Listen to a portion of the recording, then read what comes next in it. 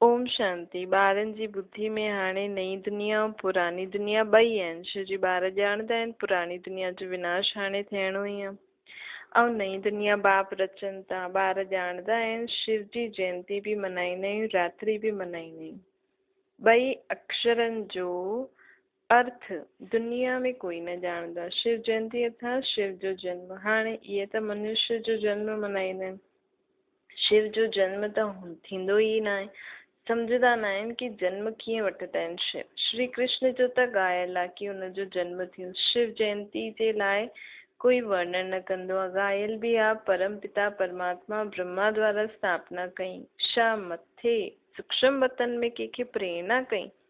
इहे त थी न सघंदो आहे। यादि त कंदा ई आहिनि पतित पावन बाप खे। जॾहिं बाप ख़ुदि अची करे सम्झाइनि तॾहिं मनुष्यनि जी बुद्धि में वेहे कि मुंहिंजो जन्म कीअं थींदो आहे। तॾहिं मनुष्यनि जी बुद्धि में वेहे कि शिव जो जन्म कीअं थींदो आहे।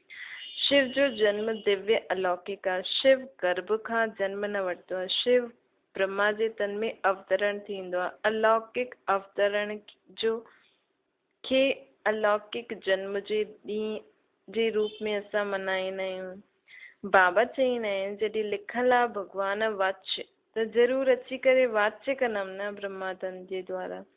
त ज़रूरु ईंदमि त कोई तिथि तारीख़ त हूंदी, तॾहिं त मुंहिंजो जनम मल्हाईंदा आहिनि न, मुंहिंजो दिव्य अलौकिक जन्म थींदो आहे। लेकिन कोई तिथि तारीख़ नोट न करे सघंदो आहे। छो जी मां कॾहिं ईंदो आहे कंहिंखे पतो न लॻंदो आहे। जंहिंजे तन में ईंदो आहे उनखे बि पतो न लॻंदो आहे कि कहिड़े समय मां उनजे तन में प्रवेश कंदो आहे। इहे ड्रामा में हुजण जे कारण बाप खे अचिणो ई संगम ते आहे। तव्हां ॿार ॼाणंदा आहियो बाप आयल आहे, परंतु हाणे ताईं अहिड़ो कोई मुश्किल ई सम्झंदा आहिनि। इहे ओपिनियन में कोई न लिखियो अथनि कि बरोबर परम पिता परमात्मा ब्रह्मा द्वारा भारत खे वरी का श्रेष्ठाचारी सत्युग जी दुनिया ठाहिनि था। अञा ताईं अहिड़ो कंहिं बि ओपिनियन में न लिखियो आहे। अर्थात जेका बि माण्हू ॿुधण ईंदा आहिनि यथार्थ रीति कोई सम्झंदो न आहे कि बाप आयल आहे, स्वर्ग जी राजाई जो वरसो थो ॾिए, राजयोग सिखलाए थो। हज़ारो ईंदा आहिनि, पोइ कोई ठहरंदा आहिनि, उन्हनि मां बि ईंदे ईंदे घटिदा वेंदा आहिनि। केतिरी तमो प्रधान बुद्धि थी वई आहे न मनुष्य आत्माउनि जी। दुनिया में एॾी सारी ॻाल्हियुनि में बुद्धि एॾी व्यस्त आहे कि एॾी महत्वपूर्ण ॻाल्हि खे बि माण्हू समय नथो ॾेई सघे सम्झण जे लाइ। ख़ुदि जे जीवन में ई ॻाल्हियुनि में फसियल आहिनि त एतिरी सहज ॻाल्हियूं बि सम्झ में नथी अचनि। बाप चईंदो आहे मामेकम यादि करो त तव्हांजा सभु विक्रम विनाश थी वञनि। इहे योग अग्नि आहे जंहिंसां तव्हां सतो प्रधान था ठहो। कोई बि विक्रम न करो। हाणे विक्रम कराइण वारो रावण अर्थात विकार आहिनि, उन्हनि जी मत ते हाणे न हलो। अर्थात कोई बि कर्म अहिड़ो न करो जो विकारनि जे वश हुजे। कोई खे दुख न ॾियो। बाप आयो ई आहे पतितनि खे पावन ठाहिण। बाबा चईंदो आहे तव्हांजो बि इहो ई धंधो अथव। हाणे राति ॾींहुं इहे ई चिंतन लॻो रहे। असां पतितनि खे पावन ठाहिण जो रास्तो कीअं ॿुधायूं? रास्तो त ॾाढो सहज आहे। योग बल सां ई असां सतो प्रधान ठहींदासीं। हीअ अविनाशी सर्जन जी दवाई आहे। कहिड़ी? स्वयं खे आत्मा सम्झो, निराकार बाप खे यादि करो। ये कोई मंत्र आदि न आहे। ये त बाप खे सिर्फ़ु यादि करिणो आहे। केतिरो क्लियर सम्झाईंदा आहिनि। कल्प कल्प इहे सम्झायो आहे। ॻाईंदा बि आहिनि ज्ञान भक्ति वैराग्य। वैराग्य कंहिंखां थींदो आहे? हिन छीछी पुरानी दुनिया खां। पुरानी दुनिया में बिल्कुलु पाप आत्माएं ठही वियूं आहिनि। चईंदा बि आहिनि पतित पावन लिबरेटर अच। लिबरेट कंहिंखां करिणो आहे? आत्माउनि खे दुखनि सां करिणो आहे। छो जी रावण राज्य में दुखी दुख आहे। अंग्रेजी में रावण खे ईविल अर्थात शैतान चईंदा आहिनि। त चईंदा आहिनि शैतान राज्य सां मुक्त करे असांखे घर वठी हलो। असांजो गाइड ठही असांखे घर वठी हलो। गॉड खे लिबरेटर गाइड बि चईंदा आहिनि न। त लिबरेट कंदो आहे रावण शैतान खां अर्थात विकारनि खां। गाइड ठहींदो आहे आत्माउनि खे पंहिंजे घर जो रास्तो ॿुधाईंदो आहे। बाबा चईंदो आहे जीअं कोई जेल खां छुड़ाए ॾाढो प्यार सां घर में वठी वेंदा आहिनि न, बेहद जो बाप सभी ॿारनि खे ख़ातिरी थो ॾिए तव्हांखे असां जेल खां छुड़ाइण आया आहियूं। मेले प्रदर्शनी में बि इहा मॉडल रूप में ॾेखारियो कीअं सभी आत्मायूं रावण जी अर्थात विकारनि जी कैद में आहिनि। पोइ बि मनुष्य कुझु सम्झंदा न आहिनि। बाप केतिरो सहज रीति सम्झाए थो। विश्व जो मालिक, एतरी ऊंचो ज्ञान, एतरी ऊंची पढ़ाई छो था पढ़ूं असां? विश्व जो मालिक ठहण लाइ, अर्थात श्री लक्ष्मी श्री नारायण ठहण लाइ। चईंदा बि आहियूं, मूंखे यादि, चईंदो बि आहे मूंखे यादि करो त तव्हां आत्माउनि जा सभु पाप कटिजी वेंदा। जॾहिं आत्मा में एतिरी शक्ति अची वेंदी कि पूरे विश्व में जेतिरो बि विकार बुराई आहे उन ते जीत पाए। हिते बाबा असांखे विश्व जी बादशाही कीअं थो ॾे? रूहानी शक्ति द्वारा। बाहुबल शक्ति द्वारा असां विश्व जी राजाई नथा पायूं, असां रूहानी शक्ति द्वारा विश्व जी राजाई था पायूं न। बाबा चईंदा आहिनि तव्हां सतयुग जा मालिक ठही वेंदव। केतिरी सहज आहे, कोई बि धर्म वारा सम्झी वञे, ॿुधाइणो खपे फलानो धर्म कॾहिं स्थापन थींदो आहे। अंत में सभी आत्मायूं पंहिंजे पंहिंजे सेक्शन में हली वेंदियूं आहिनि। पोइ शुरू थींदो आहे देवी देवता धर्म, ब्रह्मा द्वारा स्थापना, इहे लिखियलु आहे। त्रिमूर्ति जो चित्र नंबर 1 आहे। त्रिमूर्ति ऐं गोलो ये चित्र ते बिल्कुलु क्लियर सम्झाए सघंदा आहियो। इहे बि सम्झायो, हिकु शांतीधाम हूंदो आहे, ॿियो सुखधाम, हाणे आहे दुखधाम। हिन दुखधाम खां हाणे वैराग्य खपे। हाणे भक्ति जी राति पूरी थी, सतयुग जो ॾींहुं शुरू थो थिए।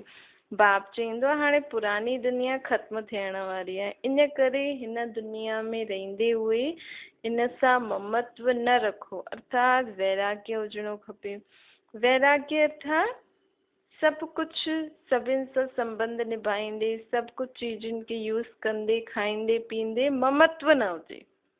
जंहिं समय असांजो अंत हुजे, मुंहिंजे आत्मा खे हिन शरीर खे छॾिणो हुजे, तंहिं समय मुंहिंजो कंहिंमें बि मोह न अटकल हुजे। मां आत्मा परमात्मा खे यादि करे आसानी सां पंहिंजो शरीर छॾे छॾां, इनखे चइबो आहे वैराग्य।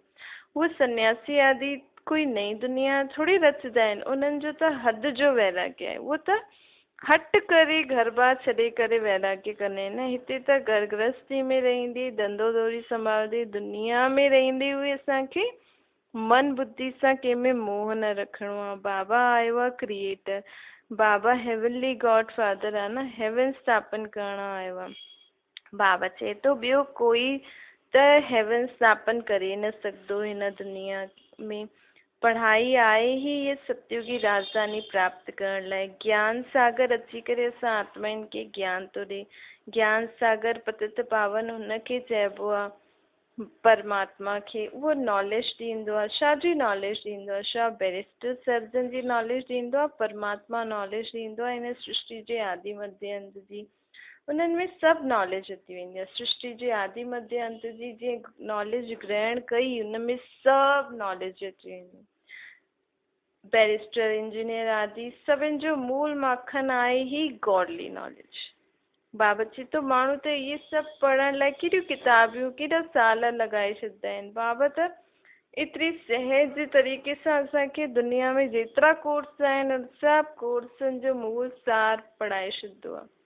सभु वेदनि शास्त्रनि जो सार पढ़ाए छॾींदो आहे। उहो जिस्मानी पढ़णु इंजीनियर आदि में इहे कोई आदि ठहण कोई वॾी ॻाल्हि थोरी आहे। इहे त तव्हां ॼाणंदा आहियो सतयुगी नई दुनिया जी जो रस्म रिवाज हूंदी उहो हुते हलंदी। असां जीअं कल्प पहिरियों पंहिंजा महल ठाहिया हुयासीं, उहो ई रिपीट कंदासीं न। पोइ उहो सोने ऐं हीरे जा महल हूंदा, सभिनि जा शरीर सुठा हूंदा, आत्मायूं सुठियूं हूंदियूं, त हुनखे सतयुग चईंदासीं। हुतां जी रस्म रिवाज खे मनुष्य न ॼाणंदा आहिनि। हुते कीअं महल आदि ठहींदा आहिनि उहो ॻायल ई आहे। 16 कला संपूर्ण निर्विकारी दुनिया, अर्थात आत्मायूं बि अहिड़ियूं आहिनि त दुनिया बि अहिड़ी आहे। हुते हर चीज संपूर्ण निर्विकारी हूंदी। जो रस्म रिवाज हूंदी उन अनुसार राजा ई हलंदी न। उहो ड्रामा में न हूंदा। आत्मायूं पंहिंजो पंहिंजो पार्ट वॼाईंदियूं आहिनि। मकान कीअं ठाहींदा, कीअं रहंदासीं, उहो सभु नूंदा। जीअं हिन दुनिया में हले थो न, असांखे थोरी पतो आहे हाणे ॿिए सेकेंड छा थियण वारो आहे। ॿिए सेकेंड दुनिया खे कीअं हलणो आहे उन रीति पाण ई हले थी। असां जीअं जीअं समय वधे थो उन रीति सां आत्मा ई स्वयं खे मोल्ड कंदा था वञूं, उन रीति हलंदा था हलूं। त बाबा चए थो हिन रीति दुनिया हलंदी रहंदी आहे। जीअं पुराणी दुनिया हले थी उहो ई नई दुनिया बि हलंदी। हिते असुर आहियूं, हुते देवता हूंदासीं। अर्थात आत्मा बि सुठी हूंदी, असांजी आत्मा बि में भी शक्ति ज्ञान गुण अची वेंदा संपूर्ण बाप समान ऐं शरीर भी अहिड़ो मिलंदो। शास्त्रनि में इहे ॻाल्हियूं आहिनि। ज्ञान ऐं भक्ति ॻाईंदा बि आहियूं। ब्रह्मा जो ॾींहुं ब्रह्मा जी राति ब्रह्मा जो ई नाम वठंदा आहियूं। विष्णु जो छो न वठंदा आहियूं? छो जी विष्णु ब्रह्मा खां पोइ ठहींदो। पहिरियों ब्रह्मा, उहा आत्मा पहिरियों ब्रह्मा जो पाठ वॼाईंदी, नई दुनिया जी स्थापना जे निमित्त बाप परमात्मा जी मददगार ठहींदी। पोइ उहो जॾहिं आत्मा तयारु थींदी त विष्णु जो पाठ वॼाईंदी। पोइ उहा आत्मा जॾहिं पंहिंजे विकारनि में वेंदी तॾहिं खां राति शुरू थींदी।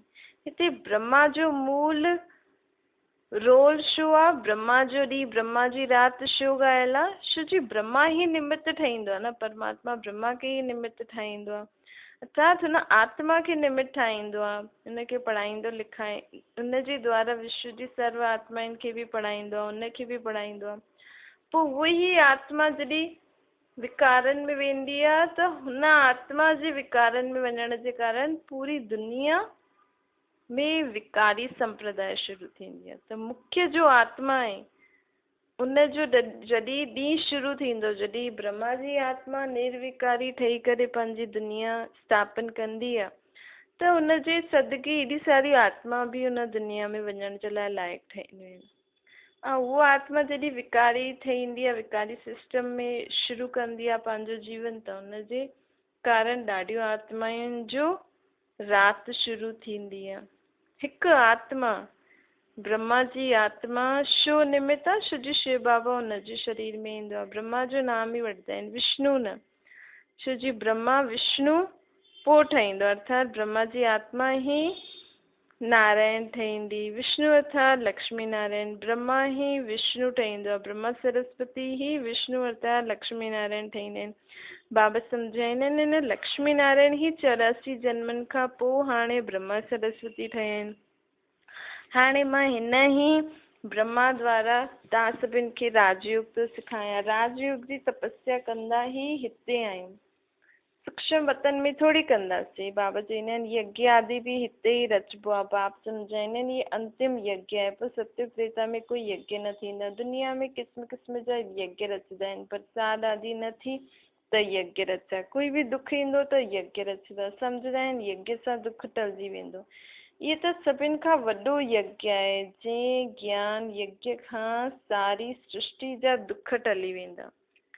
हाणे दुनिया में त माण्हू नंढे नंढे दुखनि जे लाइ यज्ञ रचनि था। हाणे परमात्मा अची करे एॾो वॾो यज्ञ रचियो अथई जंहिंसां पूरी दुनिया जा सभु प्रकार जा दुख टलिजी वेंदा। इहे राजस्व अश्वमेघ अविनाशी ज्ञान यज्ञ आहे। सभु हिन में स्वाह थींदो। केतिरी सुठी रीति बाबा सम्झाइनि था। दिल्ली में मंडप ठाहिनि, मेलो लॻाए, मेलो कयो अथनि, मंडप ठाहे। इहे बि सुठो आहे। मंडप ठाहिण में कोई देरी थोरी लॻंदी आहे। इहे जो हाल जे लाइ एतिरो हैरान थींदो आहे, थींदा आहियो, इन खां त पंहिंजो पंहिंजो मंडप वठी वठो। नंढे नंढे गांव जे लाइ नंढा नंढा मंडप बि ठाहे सघंदा आहियो। गांव आदि में बत्ती आदि न हुजे त ॾींहं जो प्रदर्शनी करो, पंहिंजे ई सामान हुजे, लोन छो था वठो? बाबा डायरेक्शन ॾींदा आहिनि प्रदर्शनी कमेटी खे, वाटर प्रूफ मंडप ठाहे छॾियो, भले बरसाति आदि पए हर्जो न आहे। बाबा जॾहिं दिल्ली में हुया त ठंडी हुई त बि मंडप में वञी करे भाषण कयनि। ठंडी जे लाइ त सभिनि खे गरम कपिड़ा आहिनि, प्रदर्शनी जे लाइ त केतिरो बि मंडप ठाहे सघंदा आहियो, कोई विघन न विझे। अच्छा इंश्योर करे छॾियो, सर्विस त करणी आहे, सम्झाइणो बि आहे, बाप जो पूरो परिचय ॾियणो आहे। हाणे त असां बाप सां गॾु आहियूं।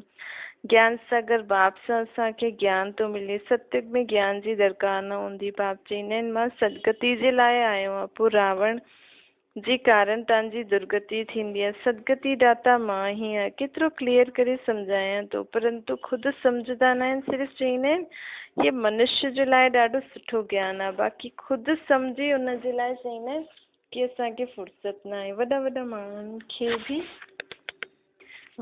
माण्हुनि खे बि केतिरो वञी करे सम्झाईंदा आहियूं। सिर्फ़ु इहो सम्झो कि बाप कीअं श्रेष्ठाचारी दुनिया थो ठाहे। श्रेष्ठाचारी ठाहिण वारो बाप ही आहे, उन्हनि जो ई कमु आहे। तॾहिं त हुन बाप खे घड़ी घड़ी यादि कंदा आहियूं, ॻाईंदा बि आहियूं, दुख हरो सुख ॾियो। इहे बि सम्झंदा आहियूं बाप आयो आहे त बलियारी वेंदासीं। श्रीमत ते एक्यूरेट हलणो आहे। बाबा चईंदा आहिनि पोइ बि बाप जी श्रीमत ते हलंदा न आहिनि। भक्ति मार्ग में त चईंदा आहिनि बाबा तव्हां ईंदव त असां तव्हांजे मथां बलिहारी वेंदासीं। मनुष्यनि खे त पतो न आहे भॻवानु छा चीज आहे, सर्वव्यापी चई छॾींदा आहिनि। अरे पतित पावन भॻवानु त हिकु ई आहे न, उहो सर्वव्यापी कीअं थींदो। बाबा चईंदा आहिनि पोइ बि सभिनि खे भॻवानु चई छॾींदा आहिनि। भॻवानु कोई नंढो वॾो थोरी आहे। प्रदर्शनी में इहो बि ॾेखारिबो आहे, कोई मांस खाए थो, कोई लड़े थो, त छा भॻवानु सर्वव्यापी आहे। इन्हनि में इहे सभु भॻवान आहे। उन समय मनुष्य ख़ुशि थी करे हली वेंदा आहिनि। हा इहे त सही ॻाल्हि आहे, परंतु ॿाहिरि वेंदा आहिनि त हुतां जी हुतां ई रही वेई। हिन जो मतिलबु सिर्फ़ु प्रजा ठही। राजा ठहिण में केतिरो मथो मारणो पवंदो आहे न। हथु सभु खणंदा आहिनि राजा ठहींदासीं, पोइ 5-7 रोज़ पोइ ॾिसंदा आहियूं कि आहिनि ई न। माया एतिरी ज़बरदस्त आहे कि झटि फसाए छॾंदी आहे। राजधानी स्थापन करण में केतिरी डिफ़िकल्टी आहे न। धर्म स्थापन करण में डिफ़िकल्टी न आहे, हुते कोई असुरनि जो विघ्न थोरी पवंदो आहे। हिते ॿार चईंदा आहिनि कि शादी न कंदासीं त बाप चईंदो शादी त ज़रूरु करणी आहे, शादी बग़ैर दुनिया कीअं हलंदी। अरे शादी न कनि त सुठो आहे न, शादी न कंदासीं त ॿार बि न थींदा, बर्थ कंट्रोल थी वेंदो। बाप सम्झाईंदा आहिनि इहे जो कंदो सो पाईंदो। अॻियां हली करे ॾाढो जल्दी माण्हुनि खे सम्झ में ईंदो, ॾाढो जल्दी बाबा जो ज्ञान वठंदा ऐं सम्झी करे हलंदा। तव्हां ॿार ॼाणंदा आहियो जीअं कल्प पहिरियों स्थापना थी हुई उअं ई थींदी। जो ॾींहुं बीतियो उहो कल्प पहिरियों मुआफ़िक। राति जो सुम्हंदा आहियो ख़्याल हलंदा आहिनि अॼु सॼो ॾींहुं जो पास थी उहो ड्रामा अनुसार, पोइ कल्ह जो थियणो आहे ड्रामा अनुसार। लेकिन पुरुषार्थ करिणो आहे, बाप खे यादि करिणो आहे। सिवाइ तव्हांजे ॿियो कंहिंखे बि पतो न आहे कि इहो ड्रामो आहे। ड्रामो जो बि यथार्थ सम्झ उहो बि कहिड़े कहिड़े ॿारनि में हूंदी आहे। बाबा चईंदा आहिनि आदि मध्य अंत छा आहे माण्हुनि खे न पतो आहे, लेकिन पाण ॿारनि खे पतो आहे। तव्हांखे मालूम अथव न पुरुषार्थ कंदा आहियूं, बाक़ी त सभु घोर अंधियारे में आहिनि। ॿियो जो कुझु पाठ हले थो उहो ड्रामो अनुसार। अॼु हीअं हिते वेठा आहियो, कल्ह बीमार थी वेंदो, उहो बि चईंदासीं ड्रामा अनुसार भोगणी आहे। कल्प ईअं थींदो आहे, ड्रामा बुद्धि में आहे। इन करे कोई फिकरात जी ॻाल्हि न आहे। विघ्न पवंदा आहिनि, कम में देरी पवंदा आहिनि। सम्झंदा आहिनि कल्प ईअं देरी पई हूंदी, आसार ईअं मालूम पवनि था। ऊचपत पाइण लाइ पुरुषार्थ करिणो आहे, ॾिसणो आहे कि असां मथे चढ़ूं था, बाबा जी सर्विस कंदा आहियूं कि हिकु जॻह ते बीठा आहियूं। असां कोई कल्याण कंहिंजो कल्याण करूं था, ॾाढनि जो कल्याण कंदव त असांजो बि कल्याण थींदो। इम्तिहान जॾहिं पूरो थी वेंदो त सभु मालूम पइजी वेंदो कि असां इहो पद पाईंदासीं। कल्पांतर जी बाजी आहे, पोइ पिछाड़ी में ॾाढो पछताईंदासीं कि असां एतिरो समय पुरुषार्थ छो न कयो, बाबा जी श्रीमत ते छो न हलियासीं। बाबा सिर्फ़ु चईंदा आहिनि मन मना भव, केतिरो प्यार सां चईंदा आहिनि ॿार मूंखे यादि करो, ॿियनि खे बि रास्तो ॿुधायो। बाबा ॿियनि खे बि रास्तो ॿुधाइण जी सर्विस करो, छो न पुरुषार्थ करे ऊचपत पाइणो खपे। उन्हनि खे चइबो आहे सयाना सर्विसेबल ॿार। जो ईअं सोचंदा आहिनि, पढ़ाइण वारा बि सम्झंदा आहिनि कि असां श्रीमत ते नथा हलूं, कंहिंजो कल्याण नथा करूं त ज़रूरु पद बि कम मिलंदो। जेतिरा ॾाढनि खे रास्तो ॿुधाईंदव ओतिरो ऊच पद पाईंदव। पंहिंजे लाइ सर्विस करणी आहे, जो कंदो सो पाईंदो। त पुरुषार्थ करिणो खपे कि असां छो न सर्विस करूं। किथे प्रदर्शनी हुजे त उते हाफ पे ते बि वञी करे सर्विस करूं। कोई त फुल पे बि छॾे करे सर्विस कंदा आहिनि। बाबा चईंदा आहिनि अहिड़े ॿारनि खे बाबा चईंदा आहिनि ॿारनि जे लाइ कुझु खपेव त मोकिलियो, शरीर निर्वाह त खपे न। 1000 में बि शरीर निर्वाह थी सघंदो आहे, 10 रुपए में बि थी सघंदो आहे। पैसा कोई वटि आहिनि त ॾाढो लाखों रुपए बि ख़र्चु थींदो आहे। बाबा त चईंदो आहे भल तव्हां घास काटंदा आहियो त बि बाबा खे यादि करो त 21 जन्मनि जे लाइ स्वर्ग जो मालिक ठही वेंदो। छा ओम शांति वरदान आहे। सर्विस व पुरुषार्थ में सफलता प्राप्त करण वारा डबल ताजदारी ठहो। संगम युक्ति सदा स्वयं खे डबल ताजदारी सम्झी करे हलो। हिकु लाइट अर्थात प्योरिटी जो ताज, ॿियो ज़िम्मेवारी जो ताज। प्योरिटी ऐं पावर, लाइट ऐं माइट जो क्राउन धारण करण वारनि में डबल फोर्स सदा कायम रहंदो आहे। अहिड़ा डबल फोर्स वारी आत्माएं सदा शक्तिशाली रहंदियूं आहिनि। उन्हनि जी सर्विस व पुरुषार्थ में, उन्हनि खे सर्विस ऐं पुरुषार्थ में सदा सफलता प्राप्त थींदी आहे। दिव्य गुण स्लोगन आहे, दिव्य गुणनि जो आधार ते मन वचन ऐं कर्म करण ई दिव्यता आहे। त असांजो मन वचन कर्म में दिव्य गुण हुजणा खपनि, त असां में दिव्यता अची वेंदी। अच्छा, ओम शांति।